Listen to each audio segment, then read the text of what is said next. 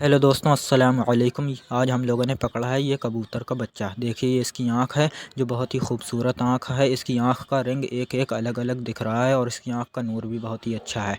ये इसका पल्ला है, इसका पल्ला बहुत ही बड़ा था। हम लोगों ने पकड़ा इसको जब, तो इसका पल्ले के थोड़े से पर नुच गए थे, तो हम लोगों ने दोनों तरफ के पल्ले के इसके पर साफ़ कर दिया। अब इसके नए पर आएंगे फिर देखेंगे।